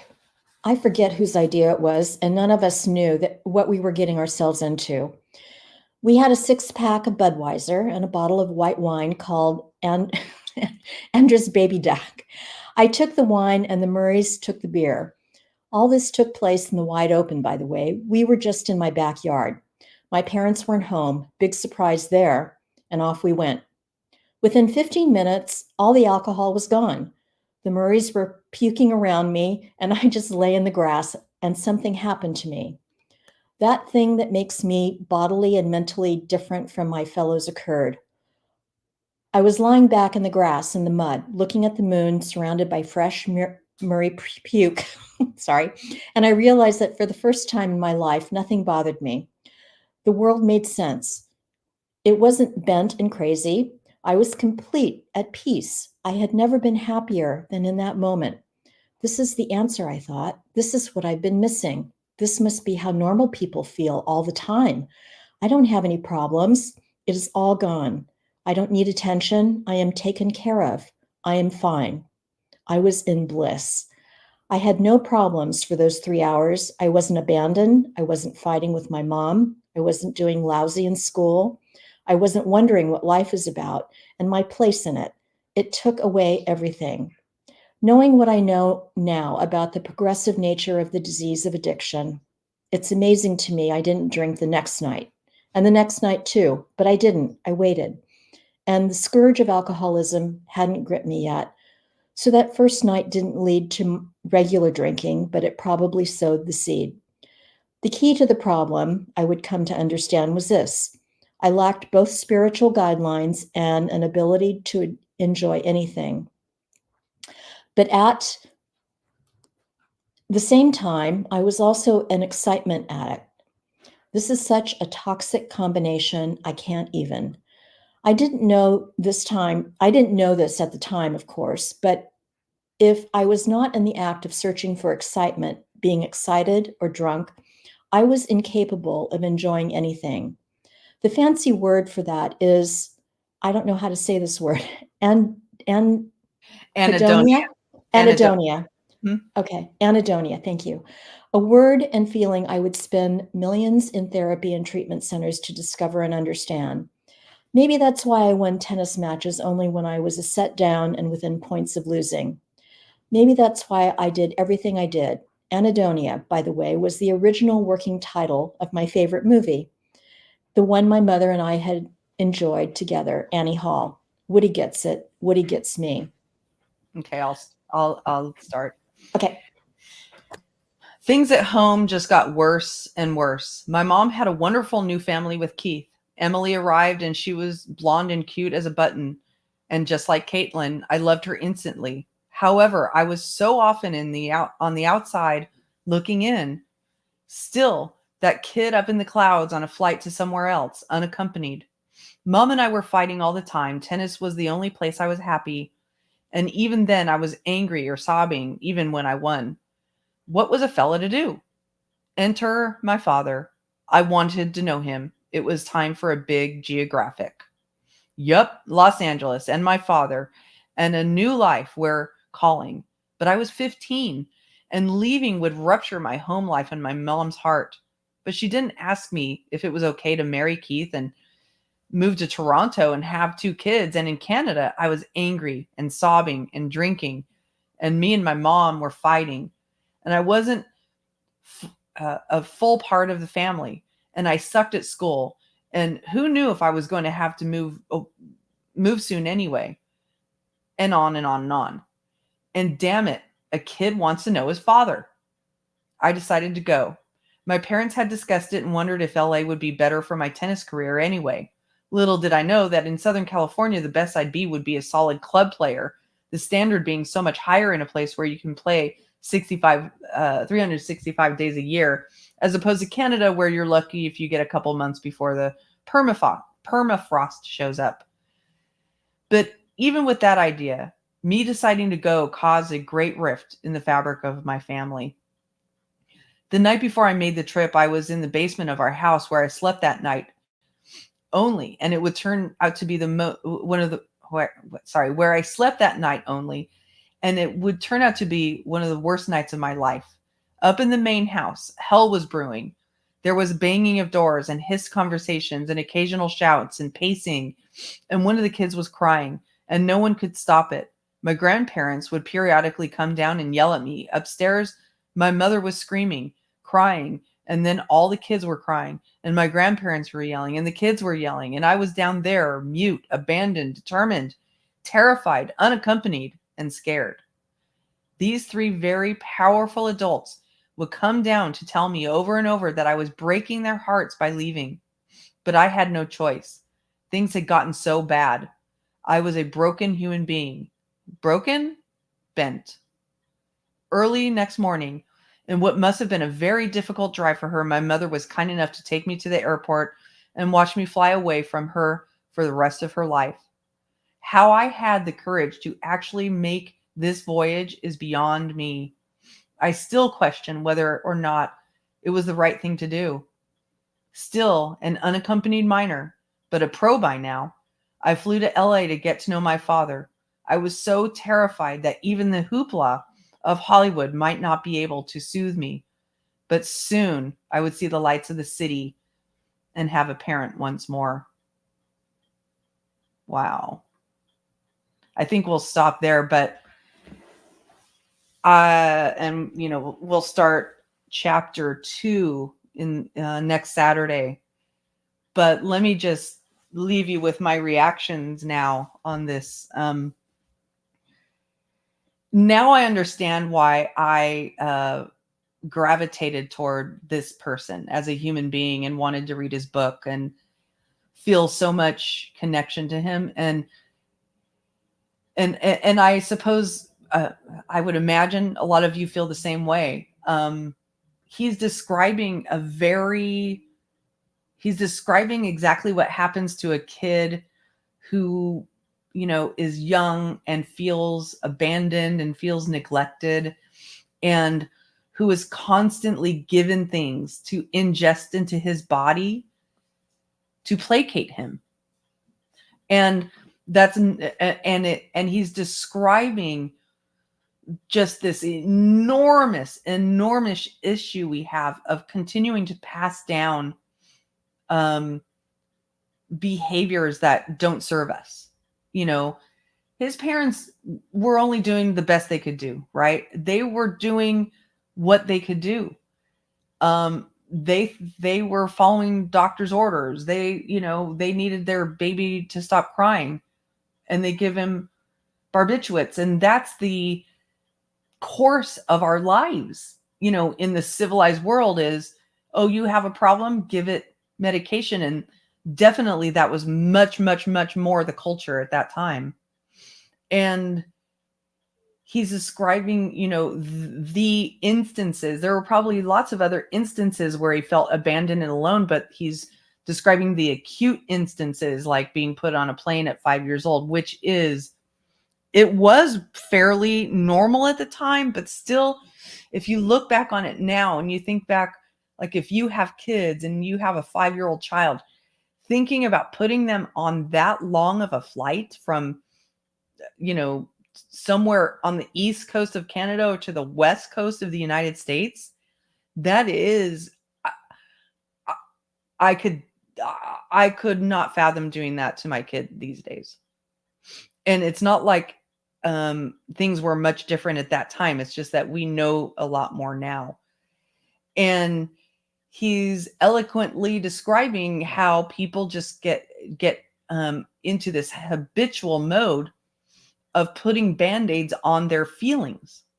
and how parents, and we've all done this, so I'm not dragging anybody here who may have been in this situation, how parents will just, rather than teaching their kids how to deal with the emotion, give them something to placate them and turn that into an adult habit, right? And something, almost training your body into what it needs, and what it needs is some kind of chemical to cover up the feeling. So he's not only having these actual experiences of abandonment, now he's feeling the feelings of, I'm not good enough. I'm not good enough for them to want to stay home with me.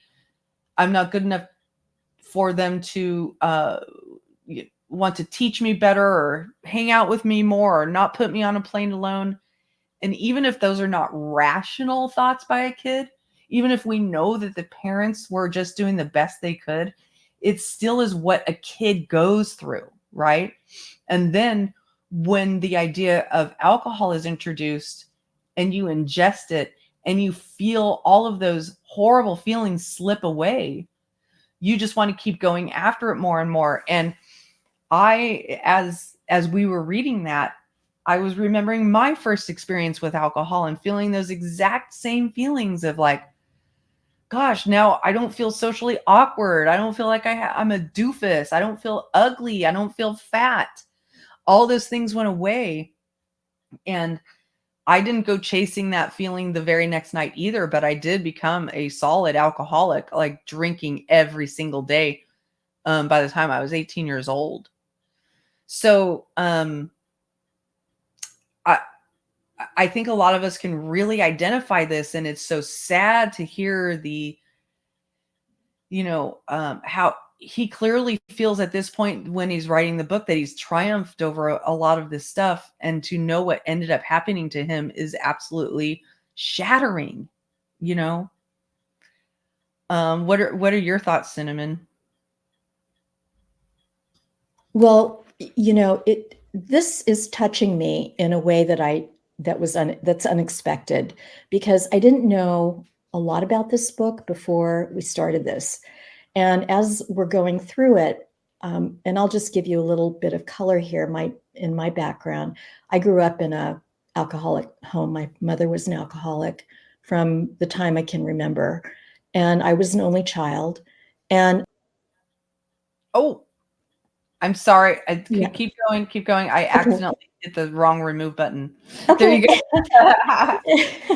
And a lot of what he's describing hits home so squarely for me.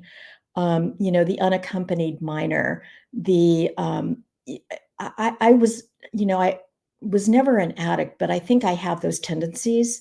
And I do remember, drinking for the first time, or maybe taking drugs for the first time, and having that feeling of, gosh, I'm not feeling abandoned. And that was a lot of my childhood, just feeling sort of abandoned and uncertain, and just not knowing, where, not having a good anchor, parental anchor anywhere.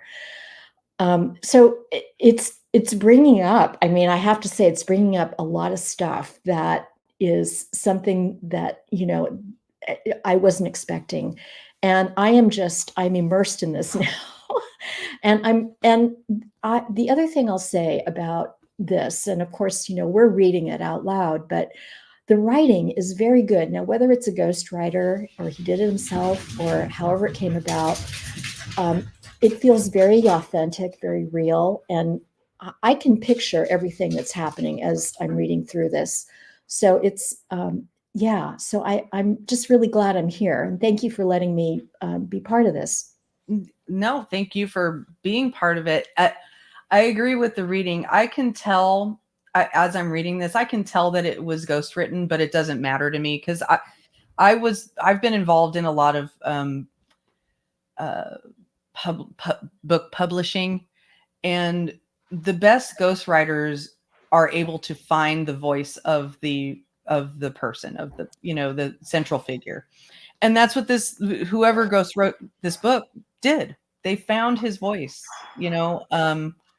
you can hear him in it. And a lot of times what they'll do with these types of books is they will just sit down with a recorder and tell the person to just tell their life story, and then they encode it into a book that has chapters and things like that, has a narrative and a storyline.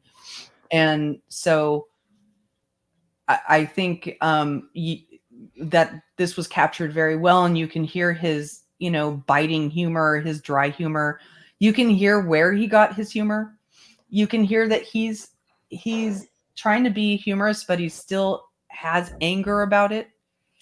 And pain. I think that there's pain underneath all that, right? Lots. I think he has the anger because of the pain. Right. And it's, if nothing else, it is a documentation of him learning how to understand, recognize, and understand the emotions behind everything, because we're not taught that as kids. And in this culture, we're just now coming to understand how, like, what emotional maturity is, and when you get put back in your emotional development because of your childhood trauma or the drinking that you started at 14. I took my first drink at 12. I remember being completely inebriated, blackout drunk at 14. So I very much relate to this guy. So much. We were born around the same time, all of that. But even though the circumstances around which, he drank and the circumstances around which he felt neglected were different for me, I can still feel those feelings. And it's really bittersweet to hear him telling them in his own words after learning that he's died and he didn't have to, Right, right. He worked so fucking hard to get to that point. Yeah. Only to be totally shafted by people that he put in, he trusted. His trust in. Harlot says, I'm so glad I never struggled with alcohol. I did plenty of harder things, but with alcohol being so easily accessible, that's got to be difficult addiction to stop. It feels impossible. And there is a part in the writing where he talks about he could never picture going to like an occasion without thinking, what's the drink going to be? That's what it's like for alcoholics. It's like everything, us alcoholics, you have to go through an entire life change of understanding how to get through a day without thinking about alcohol. So, and he was talking about how he was afraid of being alone with his mind because his mind was what would talk him into drinking, even though it was, he knew he shouldn't do it anymore. That's how horrible and persistent and manipulative the disease is. Harlot says, up there they have all kinds of nips right up on the convenience store counters where people have seen it and they checked out, and they even have TV ads for it. Yep. Yeah, I just think it's, at a certain point, what you have to do is learn how to resist the temptation yourself, change your life so much that it's not part of your life anymore. And it's the longer you do it, the harder that is to do. The harder it is to fathom doing that. You know what? Me too, Delaney. Delaney says she still can't watch an episode of Friends. My kids love Friends. They love Friends. And now I'm like, there's another celebrity death that I haven't gotten over. And you're going to hear me. I haven't gotten over Kobe Bryant's death.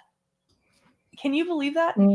Like, there are certain people, and it was during a time my son was the biggest Kobe Bryant fan, and he wore all his jerseys, and he really emulated him as a basketball player. And I'll never forget the moment I heard my son wailing about Kobe Bryant. And it was just, and so when you like, we didn't know this guy. We had no idea who this guy, yeah, like he might, and he had some issues in his past, right? Where he wasn't the greatest of guy. But there's like this feeling you get when someone has triumphed and become great at something they do, and but you still know that they're going through pain, or they have pain in their lives, or in the Kobe example is bad because whatever, but meaning that that person is gone now, and it was too soon, and it was unnecessary and preventable, and that's where I'm at with Matthew Perry here. Oh, thank you, Truth Junkie. Tom Petty song, a certain Tom Petty song, you cry like a baby. Yeah, freaking Tom Petty, man. Like, I just have, I am really affected by people dying. I just am. I'm probably more affected than I should be. You know what I mean? I understand that about myself. Everybody dies. We're all going to die at some point. But for some reason, when people die, it really affects me, and the reaction of their loved ones really like consumes my mind for a short period of time. And that's how I'm feeling right now for Matthew Perry's family. Yeah, that's a big one, Delaney. Oh my gosh, just dying in a plane crash on the way to a wedding. Yeah, exactly. Oh yeah, and Robert, yeah. I mean, we could go on and on. Of course, I named my dog after Steve Jobs, even though he was really hard to work for. He was a fucking asshole to work for, but my God, did he change my life and many other people's lives. And but as I read this book, as we read this book, I can't stop thinking about his family and friends and all those friends that came out after he died, and how incredibly broken up they were. When a high profile person dies and they're very, very old, and they haven't been sick or anything, it's like, it's really, it's really nice that person was in our world for a period of time, right? And we can say thank you, and we'll miss that person. When someone tragically dies early, and then you find out that it was entirely preventable, there's a certain kind of sting. There's a certain kind of sting with that, So anyway, if there isn't anything else you wanted to add, Cinnamon, you did such a great job reading. You're welcome back here anytime to help me read this. Oh, thank you. It was really, it was great. I so enjoyed it, and am so touched by all of this. And I'm glad that we have a group here that can go through this together and share it, because I have a feeling it's going to get, we've only gone through the first chapter. It's going to get, I think, a lot more intense as we go along. Absolutely. I can feel that. I've definitely gotten emotional several times, and it's easy for me to get emotional, but so I'm sure it's touching other people as well. I'm glad your headache is gone too, Solo. I'm very glad your headache is gone. I hope it's gone for the rest of the day. So be paying attention to this channel. I plan to go live more this week on this channel, and also on Disorder in the Court for continued trial coverage. There are some very, very interesting trials coming up. We've got Donna Adelson coming up. We've got, and Donna Adelson, that's going to be a doozy. There was going to be Sarah Boone in October, but I have a feeling that's going to be continued because Sarah Boone got a lawyer, y'all. She did? She did. Oh, wow. Yeah, I'm shocked. You got a lawyer, and so they will probably is Leilani Simon's trial coming up too? Wow. I need to look that up. I actually don't have it in my notes. Another one that's really I'm looking forward to that's important to me is the Larry Millete trial. That's not going to be until January though. But he's the guy who literally was trying to get witches to cast spells on his wife before he killed her. Were you going to say something? That sounds really interesting. Yeah, they still haven't found Maya Milliete's body. Mm. And so they don't they still don't know where she is, but they still have enough to go to trial on her husband, and it's a crazy story. Wait, let me look at my other notes for trials. We got so September 7th is when 17th is when Donna Adelson starts, either the 9th or the 17th, one of them. Samuel Bateman, that's another one. Do you all know who Samuel Bateman is? I don't. Samuel Bateman is another Warren Jeffs character. Oh. They found him. He basically took over where Warren Jeffs left off. I mean, Warren Jeffs is still the leader of the fundamental LDS, but there are branches of the FLDS, and Samuel Bateman was one of the leaders, and he was in Utah, I want to say. Don't quote me on that, but he was he's being tried on marrying and R-ing several underage girls and trafficking them as well. There's body cam footage of him being